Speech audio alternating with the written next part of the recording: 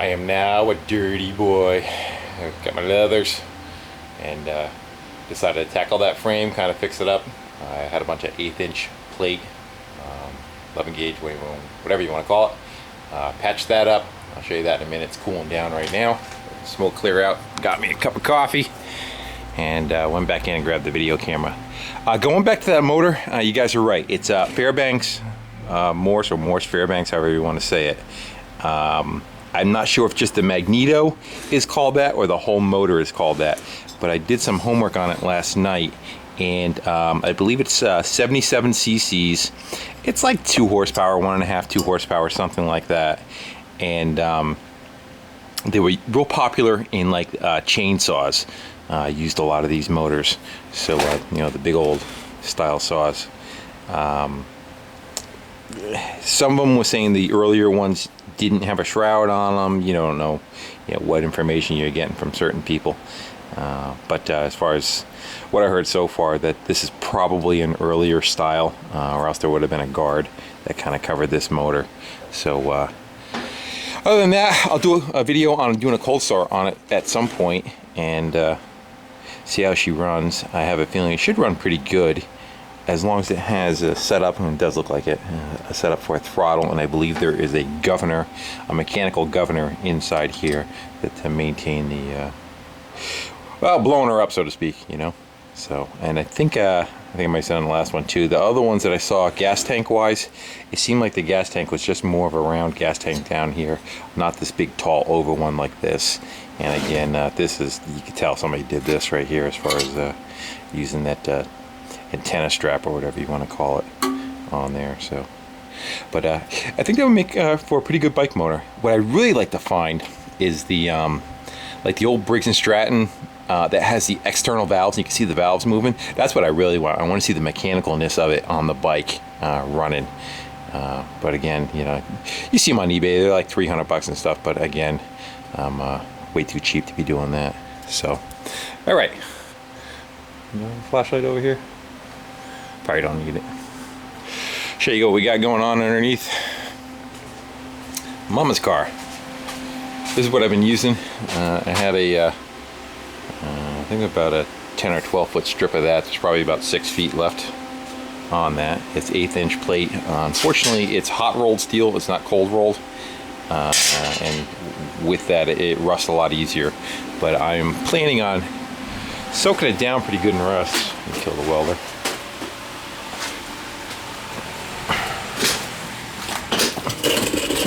But this is kind of what we put back together.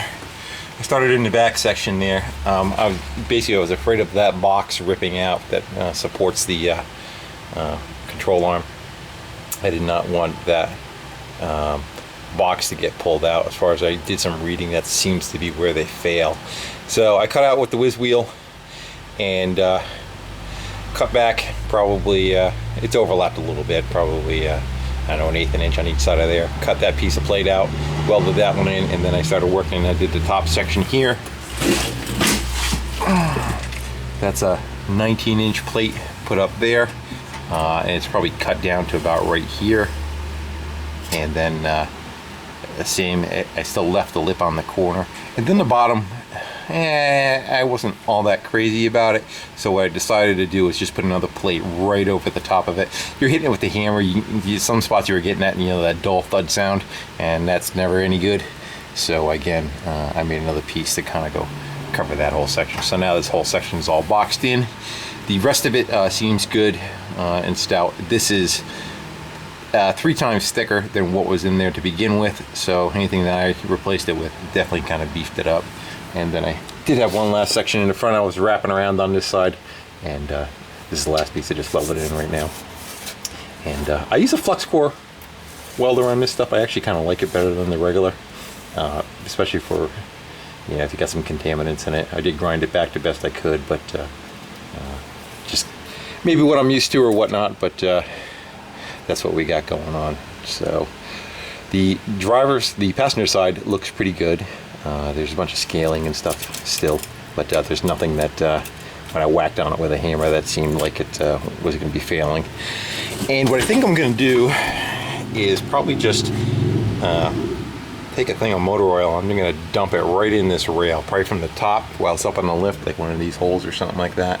And I'm just going to let the oil just kind of ooze right on down and let it drip out the ass end there. And that should stop any rust from the inside. And then the outside, this area here, actually just might wipe it down with grease or use fluid film. I want something heavier than the fluid film, so it doesn't wash off over time, being that this has already been so far gone, you know.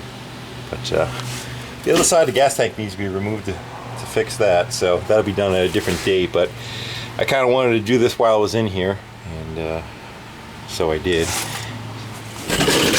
So now it's time to go throw the exhaust on and get it ready for Mom. Gonna go to work. She's leaving in about 2 hours, so I gotta kind of hurry up and get her together. I made a deal with, I guess you call it a customer, a friend, whatever, who does videos, and I traded a motorcycle I had out back, an old dual sport, for some cash and some lessons in software. And lessons in software are going to be on video editing and the software for doing that also. So I'm going to try and step up my game on my videos somewhat and make it so that instead of me making a video of a before and a video of during and then a video of after, being on separate ones, I could actually make a video that shows the stuff kind of going on during the process and actually be able to make a proper video. So again, I'm going to be trying to improve upon my video capacity, so to speak.